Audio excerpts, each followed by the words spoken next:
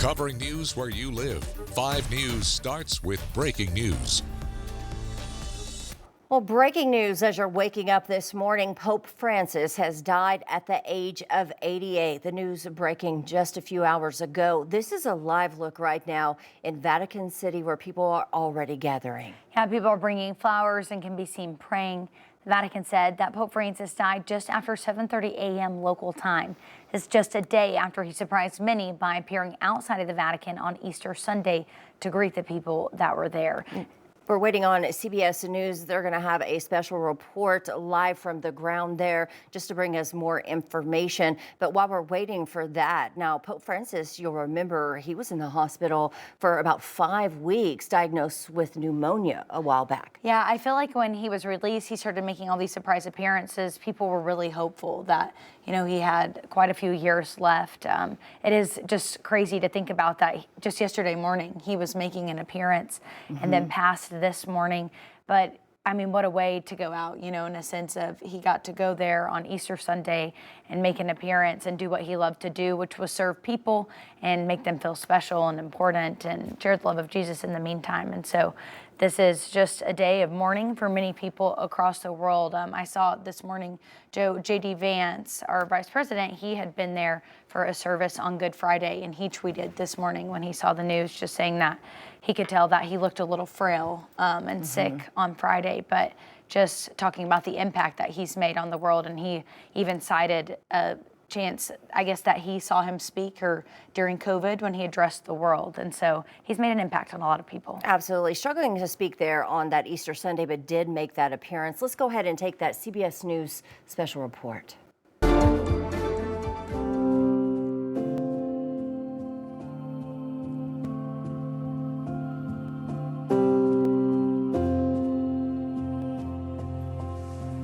This is a CBS News special report, the death of Pope Francis. I'm Gail King with Tony DeCoppola and Nate Burleson here in New York.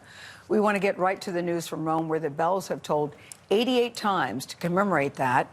Pope Francis died this morning, we're sorry to say, and he was 88 years old. And we had just seen Pope Francis yesterday visiting crowds in St. Peter's Square on Easter Sunday. And this evening, Vatican officials will preside over a death ritual, the death ritual, and the placement of the Pope's body in his casket. In a moment, we're going to speak with Norah ODonnell, who had a historic interview with the Pope last year, the first wide-ranging interview with an American broadcast journalist. That was she. But first, Chris Livesay is with us from Rome. He's on the ground there. Chris, good morning. What are you seeing? What are you hearing? Good morning, Tony. Well, as you mentioned, those bells were tolling for the death of Pope Francis. Now, St. Peter's Square is just filled with a deafening silence as faithful flock here by the hundreds, perhaps thousands, to mourn the passing of Pope Francis. It is in stark contrast to the scenes of joy that we witnessed here just yesterday for what turned out to be the final appearance of Pope Francis on Easter. Less than 24 hours ago, it was Pope Francis making a comeback. Cari fratelli. Dear brothers and sisters, happy Easter, he said. Notably absent were any oxygen tubes as he rode in the Pope-mobile a mere 3 weeks after he was discharged from a 5-week hospital stay for life-threatening double pneumonia. Earlier Sunday, Francis very briefly met with Vice President J.D. Vance, a vocal Catholic. So good to see you. Vance's strict views on border security had clashed with Pope Francis, the world's most vocal champion of migrants. I know you've not been feeling great, but it's good to see you in better health.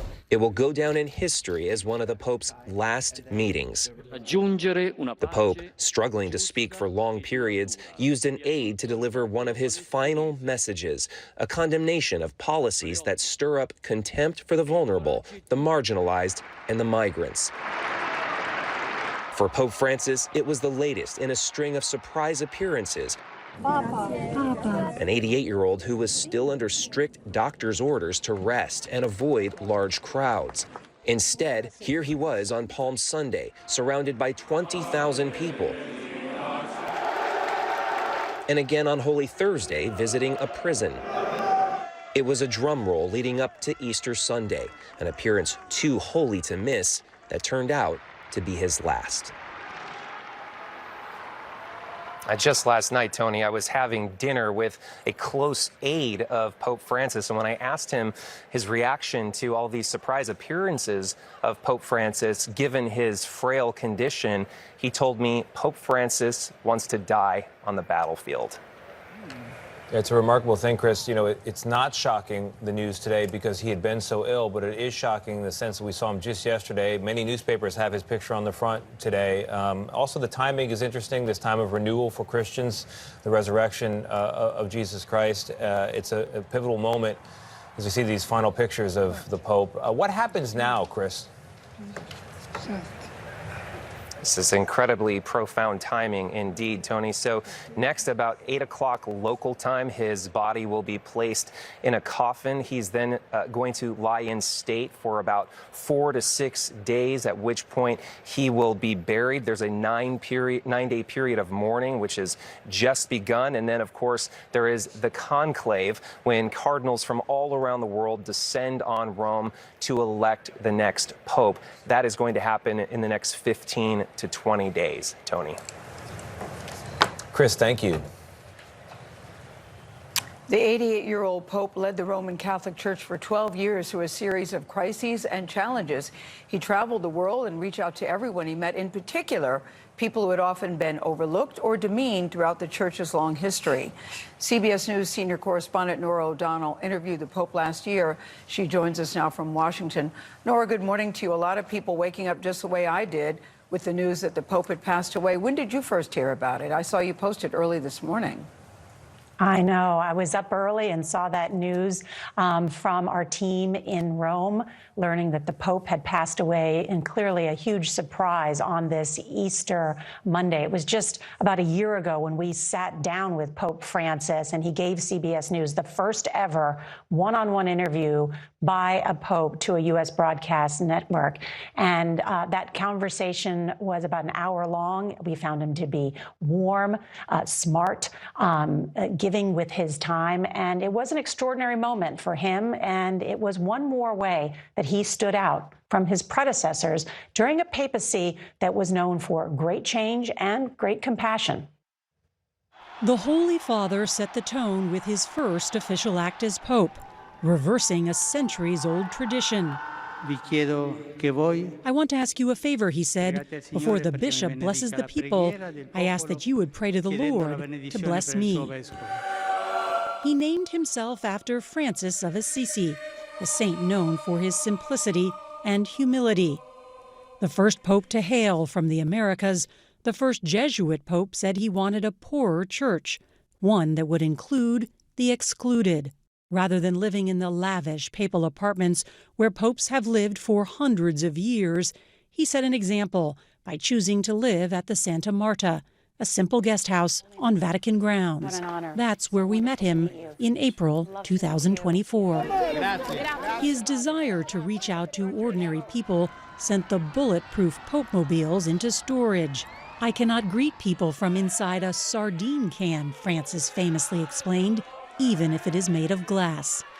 He'd become one of the most popular public figures in the world, regularly speaking up for the voiceless and leading by example, whether dining with the homeless, washing prisoners' feet, or providing a home in Italy for migrants and refugees fleeing lands torn by war or economic instability. He was a tireless advocate for the rights of migrants, even taking the rare step of delving into a nation's politics when he criticized the Trump administration's plans to deport millions, saying it violated human dignity. The Holy Father pushed for progress in combating climate change, projecting imagery of the crisis on the front of St. Peter's Basilica, and becoming the first pope to issue official Vatican documents on the topic. He reformed the Curia, the central administration of the Church, appointing lay men and women to run Vatican offices, positions historically reserved for cardinals and bishops. During the coronavirus lockdown, he continued to give his public prayers, the People's Pope in St. Peter's Square with no people. Francis made a daring first-ever papal trip to Iraq, despite immense security risks. In the last years of his life, nearly every appearance included prayers for peace in both Gaza and Ukraine. Can you help negotiate peace? Rezo mucho por la paz. What I can do is pray. I pray a lot for peace, and also to suggest, please stop, negotiate. A bad deal is always better than an ugly defeat, is it not? Over time, his papacy began to be defined by a topic he did not choose, the wave of clerical sex abuse scandals that stretched to the very highest levels of the church. He was accused at first of being tone-deaf in his slow response to the crisis. But then in 2019, the Pope made sweeping changes to allow for greater accountability and transparency. Francis abolished the top-level confidentiality of pontifical secret. You have said zero tolerance. No hay que tolerar. It cannot be tolerated. Cuando hay un caso de When there is a case of a religious man or woman who abuses, the full force of the law falls upon them.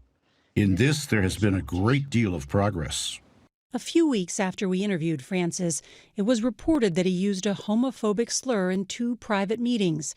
But in his more than a decade as Pope, he voiced support for bringing the LGBTQ community into the church. That push started aboard a papal flight just months into his tenure. Who am I to judge, he said. While he may have received widespread credit for changing the tune of the church, as one Vatican reporter puts it, the lyrics remain the same. Despite drawing fire from church conservatives for being too liberal, he reaffirmed church doctrine opposing gay marriage, but allowed those in a same-sex union to be blessed. The Catholic rules for pretty much everything from birth control to ordaining women were unchanged. Hailing from South America, Pope Francis's simple style was a product of his humble beginnings. Jorge Mario Bergoglio was born in 1936 in Buenos Aires to an immigrant Italian railway worker and a housewife. As a young man, he lost part of a lung to an infection, worked at menial jobs, and studied chemistry. Ordained at the late age of 32, he made visiting slums and caring for the poor of Buenos Aires a fixture of his ministry. Francis claimed he only brought a small bag to the conclave that elected him because he expected to be going back home to Argentina. Instead, he became one of the oldest popes in history, having traveled to more than 60 countries and keeping a busy schedule until the final days of his life. But he wasn't immune to health issues, using a wheelchair since 2022 and spending weeks in the hospital in 2023. The toll of the papacy, raising persistent questions of retirement after his predecessor, Pope Benedict XVI, resigned, the first pope to do so in almost 600 years. So you have no plans to resign or retire? I know you don't like this question. No diga así. Not at all. Ask all you want. It has never occurred to me. When you look at the world, what gives you hope? Todo. Everything. Uno ve tragedias. You see tragedies, Pero ve but you also see so many beautiful tantas things. cosas lindas. Uno ve madres heroicas. You see heroic mothers, Hombres heroicos. heroic men, men who hombres have que hopes and tienen ilusión, dreams, mujeres que miran women who adelante. look to the future. Eso a mí me da That mucha gives me a lot esperanza. of hope. La gente quiere vivir. People want to live. La gente People va forge adelante. ahead, and people La are gente fundamentally es good. fundamentalmente buena. Fundamentally good. I believe that too. Norah, I loved his expression when you asked him about retirement. I thought that was priceless. As you said in your piece, he was a pope who made big changes to the papacy. So do you think that made him controversial? Because a lot of people thought that he was more inclusive than many of his predecessors. That is true, Gail. I mean, Pope Francis was a lightning rod on a number of these issues, but he was also trying to make the Catholic Church more inclusive. You know, there are about 1.4 billion people around the world that say they are Catholic. About 20% of Americans associate with the Catholic faith. But yes, on many of these issues, it caused controversy. But I think at the end of the day, as scholars and those who have studied this church will say, he changed the tune of the Catholic Church, but not the lyrics. But there's still much to say about his legacy, because many of the cardinals that will gather soon in this conclave were appointed by Pope Francis, and they are to, in his model and in his image in some ways, embrace many of the same things.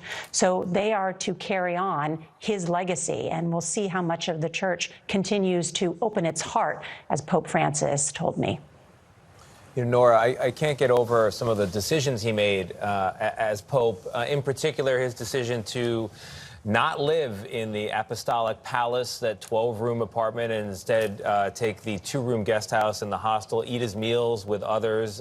It's a lifestyle choice that goes all the way back to his time in Buenos Aires, where he, when he was Archbishop, would cook at home, simple life. He drove a Ford Focus, compact car around, none of these big, every aspect of his life, from what he wore to what he ate to where he lived, was humble. Could you talk about that for a bit? Yeah, I mean, look at what he's wearing. I mean, not the red regal robes that normal popes wear. Instead, the plain white cassock, that silver cross, not a gold cross that we might usually see on cardinals. And that's in part because he was the first in so many ways, not only the first pope from the Americas, but the first Jesuit pope. And I covered that conclave, some 12 years ago, and I had a guess that he might call himself Francis. He's the first pope to be called Francis, after St. Francis of Assisi, who is known for his humility and modesty, and that has really been the hallmark of his papacy. And that's in part why the Holy Father spent so much time talking about migrants during his papacy, because he talked about the globalization of indifference. He asked people to think about why migrants leave their home. They are fleeing war, injustice, poverty. And so that is why it's led him to clash with the current administration, but also I think will be one of his defining moments. Tony and Gail. Really well put. Thank you, Nora. Thank you. All right, let's go back to Rome, or let's go to Rome and talk with John Allen, a longtime observer of the Vatican. He is editor of Crux, a Catholic news website. Good morning. Good morning, Nate. So we're all aware of the health complications that Pope Francis was dealing with. Given that, and him defying doctor's orders and making a string of surprise appearances, including Easter holiday yesterday, what was your reaction of the death of Pope Francis? Well, Nate, I have to admit I was completely astonished. Yesterday, watching that scene unfold in St. Peter's Square, where for the first time since that 38-day hospitalization when Pope Francis was battling double pneumonia, we saw him astride the Pope-mobile and making one of those triumphant swings through St. Peter's Square, greeting the faithful who had assembled to see him on Easter Sunday. We all thought this was his triumphant comeback. As it turned out, of course, it was his triumphant farewell. But I think it probably was precisely the way Pope Francis would have scripted his exit. His papacy was all about proximity to the people from beginning to the end. This was a pope who wanted to break down barriers. The Latin term for a pope is Pontifex Maximus, and Pontifex literally means a bridge builder. A ponte is a bridge. And from the beginning to the end, over these 12 years, that was how Pope Francis saw his role. He wanted to build bridges between the Catholic Church and the world outside the Church, between other Christians, followers of other religions, and people of no religious faith at all. He wanted to build bridges in a particular way to those who had been excluded, those who stood on the margins, so the poor and the migrants and the victims of armed conflict. That was, in a sense, his milieu, right? It's where he lived and moved and had his being. And I think it was somehow just symbolically and spiritually apt that a pope who was so, in his heart, in his soul, beholden to being there for the forgotten people of the world at the very end, and in a way, in defiance of doctors' orders. That's how he went out as well. He leaves behind a remarkable legacy, Nate, and I think today we are only beginning to sort through what it has all meant for the church and for the world. Yeah, break down barriers, create new norms, and create new bridges. John, please stick around for the coverage that we will continue. Thank you so much. Yeah, John, thank you very much. Many of our stations will leave us now, but we will be back with more coverage of the death of Pope Francis on CBS Mornings in your area. Many of you will stay with us as CBS Mornings continues in the East. It's been a CBS News special report. I'm Tony DeCopel here in New York with Gayle King and Nate Burleson.